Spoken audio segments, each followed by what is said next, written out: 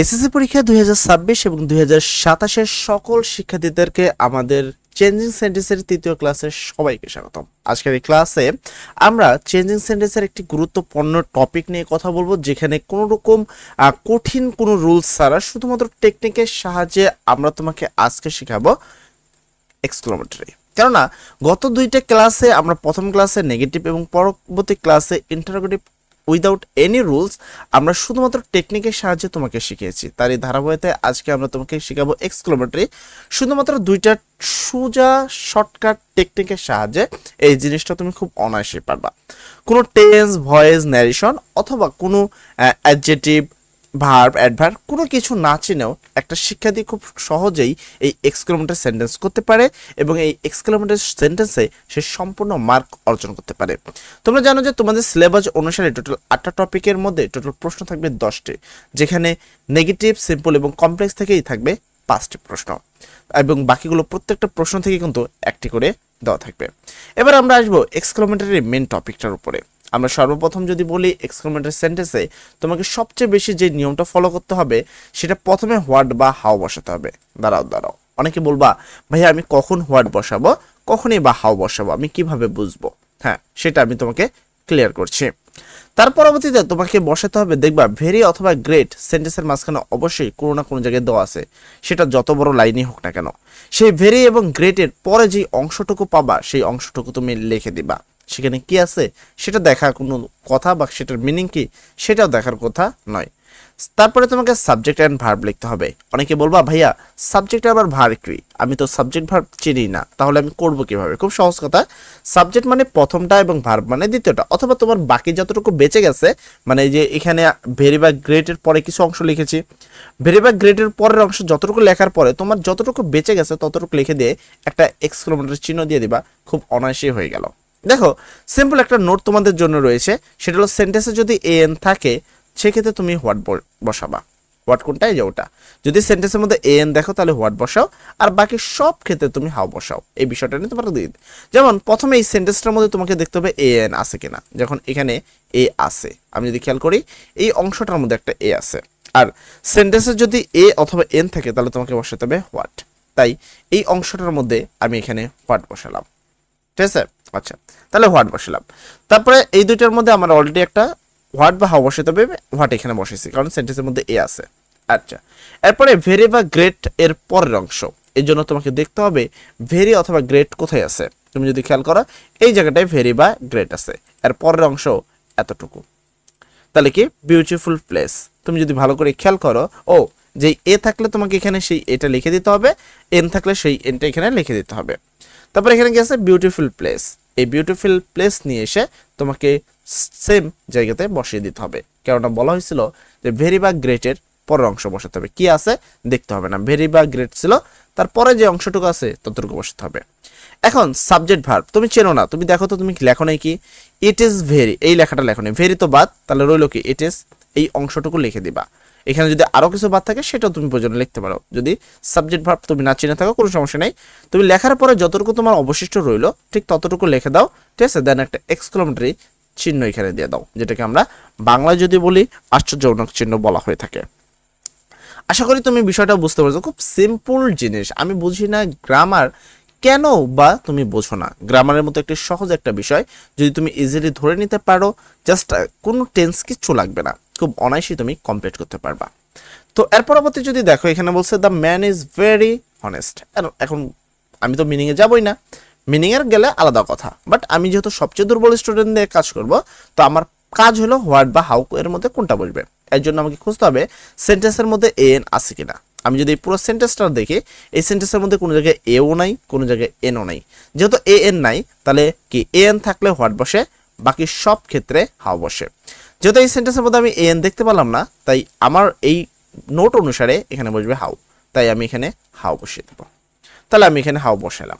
তারপরে ভেরি অথবা গ্রেটের পরের অংশ বসবে। এখন তুমি যদি খেয়াল করো এখানে ভেরি আছে তো ভেরি নাকি, এই ভেরির পরের অংশ হলো হনেস্ট। এই হনেস্টটা তুমি এখানে সুন্দর করে বসিয়ে দিবা, যেমনটা এখানে বসিয়ে দিয়েছি, ঠিক আছে? তাহলে আমার হনেস্ট এখানে বসে গেল। এর পরবর্তী তোমার কাজ হলো সাবজেক্ট প্লাস ভার্ব লেখা। এখন তুমি ভালো করে খেয়াল করো, এই হনেস্টটা ছিল হইলো লাস্টে, যেটা ভেরির পরে ছিল আমি এখানে লিখছি। তোমার বাদ আছে দ্য ম্যান ইজ, তুমি এই অংশটাই লিখে দিবে দ্য ম্যান ইজ। যতটুকু তোমার বাকি আছে অতটুকু লিখলে হবে, সাবজেক্ট ভার্ব তোমার চেনার প্রয়োজন নাই। তারপরে একটা এক্সক্লেমেটর চিহ্ন হয়ে গেল। It is a very nice flower. এটা মিনিং এর সাথে তো আমি আসবই না, আমার কাজ এই সেন্টেন্সটার মধ্যে এ এন আছে কিনা। যেমন এইখানে এ আছে, সেন্টেন্সে যদি এ বা এন থাকে তাহলে আমাকে হোয়াট বসাতে হবে, সেই ধারাবাহিকতায় আমি এখানে হোয়াট বসিয়ে দিব। বসালাম, দেন আমাকে ভেরি অথবা গ্রেটের পরের অংশ লিখতে হবে। এবার যদি আমি খেয়াল করি ভেরি এই জায়গায় আছে, তাহলে পরের অংশ হলো এতটুকু। এই পরের অংশটুকুকে আমাকে লিখতে হবে। আমি যেমনটা বললাম এ থাকলে এ লিখে দিবা, এন থাকলে এন লিখে দিবা, যেমনটা আমি আগেরটাতেও লিখেছিলাম। দেন আমি ভেরি নাইসটা আমি লিখে দিব। তারপরে বলা হয়েছে কি subject and verb. Subject verb তোমার চেনার দরকার নেই, যতটুকু তোমার বাকি আছে ততটুকু তুমি এখানে বসে দাও, এবং এখানে একটা কোশ্চেন মার্ক বসাতে হবে, একটা কোশ্চেন মার্ক বসে দাও। এটাই মেনলি তোমাদের মেন প্রশ্নে এইটাই থাকে, এইটা থেকেই আসলে তোমাদের প্রশ্নগুলো আসে। তার পরবর্তীতেও আমাদের আরেকটা টেকনিক শিখতে হবে, যদি কোনো কারণবশত ভুলবশত এটা চলে আসে আর আমার ক্লাস দেখার পরে যদি তুমি না পারো তাহলে আমার খুব কষ্ট লাগবে। আমি চেষ্টা করেছি আমার তরফ থেকে, আমার শেখার যোগ্যতা থেকে আমি তোমাকে সর্বোচ্চ দেওয়ার। তো সেইখান থেকে যদি তুমি প্রশ্নই কমন না পাও তাহলে শিখে লাভবাই আমার কি হলো। তাই আমরা সেকেন্ড আরেকটা টেকনিক দেখব, যেখানে সেন্টেন্সে আই উইশ অথবা উই উইশ থাকে। ম্যাক্সিমাম আই উইশ থাকে, তাই আমি আই লিখছি, কখনো কখনো উই উইশও থাকে। সেক্ষেত্রে এই আই উইশ যেই জায়গাটাই থাকবে সেই জায়গার পরিবর্তে তোমাকে ইফ হ্যাড উড দ্যাট বসাতে হবে। এবার অনেকে বলবা ভাইয়া কোনটা কখন বসবে, আমি কিভাবে বসবো, কখন ইফ বসবে, কখন হ্যাড বসবে, কখন উড দ্যাট বসবে, আমি কোনটা কেন বসাবো। সেক্ষেত্রে কি হলে অবশ্যই সেন্টেন্সে আই উইশ দেখলেই তো আমরা এটা কাজ করব। এখন আই উইশ দেখলে সেন্টেন্সের মধ্যে যদি আমরা হ্যাড দেখতে পারি, কি দেখতে পারি, হ্যাড যদি সেন্টেন্সের মাঝখানে থাকে তাহলে আমরা হ্যাড বসাবো, আর যদি না থাকে তাহলে বসাবো না। এর এখানে আছে উড দ্যাট। উড দ্যাটের দুইটা ক্ষেত্রে বসে, প্রথম তো সেন্টেন্সে যদি উড থাকে, আর দ্বিতীয়ত হলো সেন্টেন্সে যদি ক্যান বা কুড থাকে, সেক্ষেত্রে উড দ্যাট বসে। সোজা বাংলা যদি বলি, মডার্ন অক্সিলারি ভার্ব যদি সেন্টেন্সে উল্লেখ থাকে সেক্ষেত্রে উড দ্যাট বসে। আর যদি সহজভাবে না বোঝো, আরো সহজভাবে বলি যে উড আর কুড এই দুটা জিনিস যদি থাকে তাহলেই উড দ্যাট হয়, আর বাকি সব ক্ষেত্রে ইফ হয়। যেমন এই সেন্টেন্সটা এখানে আই উইশ আছে, এখন আই উইশ সেন্টেন্সে আছে, আই উইশ হলে তো টোটাল তিনটা জিনিস হয়, এর মধ্যে আমি কোনটা বসাবো। তুমি যদি খেয়াল করো এই সেন্টেন্সের মধ্যে হ্যাড আছে, তো সেন্টেন্সে যদি হ্যাড থাকে সেক্ষেত্রে আমি হ্যাডই বসাবো। তাই এই আই উইশ যে পয়েন্টে ছিল সেই পয়েন্টে হলো হ্যাড। বাকি যেহেতু আমি হ্যাড তো লিখে ফেলছি, এখানে কি আছে আই হ্যাড আছে, হ্যাড তো লেখা হয়েছে, তাহলে কি আই দ্য উইন্স যে বিষয়টা আছে ওইটুকু লিখে দেবে, হ্যাড ব্যতীত, মানে হ্যাড আর আই উইশ বাদ দিয়া। কথা ক্লিয়ার? যে পয়েন্টগুলো দেখে তুমি বুঝতে পারলে হ্যাড বুঝবে, সেই পয়েন্টগুলো ব্যতীত বাকিটুকু লিখে দিতে হবে, লাস্ট একটা এক্সক্লেমেটর চিহ্ন দিয়ে দিতে হবে, কাজ শেষ। এখানে আই উইশ আছে, তুমি যদি খেয়াল করো এই পয়েন্টটাতে এখানে আই উইশ আছে, আই ওয়ার এ কিং আছে। এখানে আমি বলছিলাম যে উড দ্যাট তখন হয়, উড দ্যাট তখন হয় যখন উড বা কুড থাকে। সেন্টেন্সে উড বা কুড কিন্তু কোনো জায়গায় নাই। আবার হ্যাড থাকলে হ্যাড বসে, এখানে কিন্তু হ্যাডও নাই, তার মানে উড কুডও নাই আবার হ্যাডও নাই, তার মানে আমার পরবর্তী দুটো বসবে না, তাহলে বাকি সব ক্ষেত্রে বসবে ইফ। বাকি সব ক্ষেত্রে কি বসবে, বাকি সব ক্ষেত্রে বসবে ইফ। তাই এই আই উইশের পরিবর্তে এই যে আই উইশটা দেখতে পাচ্ছ তার পরিবর্তে এই ইফ বসলো। তারপর কি আই ওয়ার এ কিং আছে, এই যে আই ওয়ার এ কিং। কথা ক্লিয়ার? দেন পরবর্তী সেন্টেন্সটা যদি খেয়াল করো এখানে লেখা আছে I wish I had the pair of birds. সেক্ষেত্রে তুমি যদি খেয়াল করো এখানে আই উইশ আছে এবং এক্সক্লেমেটর তোমাকে অবশ্যই করতে বলতে হবে, তাহলেই তো এটা চলবে নাকি। এবং সেন্টেন্সের মাঝখানে একটা হ্যাডও আছে। এখন আই উইশ থাকলে তিনটার মধ্যে যে কোনো একটা হবে, যদি হ্যাড থাকে তাহলে প্রথমে আমাকে হ্যাড লিখতে হবে, লিখলাম। দেন আমি আই উইশের পরিবর্তে হ্যাড লিখলাম, আর এই হ্যাড তো ছিল সেটা আগে লেখা হইলো, তাহলে বাদ করলো দ্য পেয়ার অফ বার্ডস। এই যে the pair of birds, I the pair of birds, বুঝছে? তুমি যদি খেয়াল করো এখানে আই উইশ আছে, কিন্তু আই উইশ থাকলে তো তিনটার মধ্যে যে কোনো একটা হইতে পারে, if had would that, but এখানে কুড আছে। এখন উড কুড বা মডেল অক্সিলারি ভার্ব যদি থাকে সেক্ষেত্রে আমাকে লিখতে হবে প্রথমে কি উড দ্যাট। তাই এই কুড থাকার কারণে আমি এখানে লিখলাম উড দ্যাট, আমি লিখলাম উড দ্যাট। এখন আই উইশের পরিবর্তে তো উড দ্যাট লিখছি, কারণ এটা ক্লিয়ারলি বলা হয়েছে আই উডের পরিবর্তে তিনটা, আই উইশের পরিবর্তে তিনটা হবে, তাহলে আই উইশের পরিবর্তে উড দ্যাট লিখলাম, আর কুড দেখে তো লিখলাম, তাহলে বাকি রইল আই কুড বি। এই অংশটুকু তুমি লিখে দিবা আই কুড সহ, ঠিক আছে, ওটা টোটাল সহ লিখে দিবা।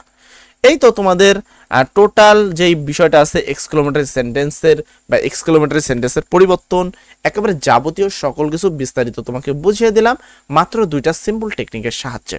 এখন আমাদের করণীয় হলো এর পরবর্তীতে বিগত সালের যতগুলো প্রশ্ন আছে সবগুলো প্রশ্নর যেই এক্সক্লেমেটরিগুলো আছে সেই এক্সক্লেমেটরিগুলো সলভ করা।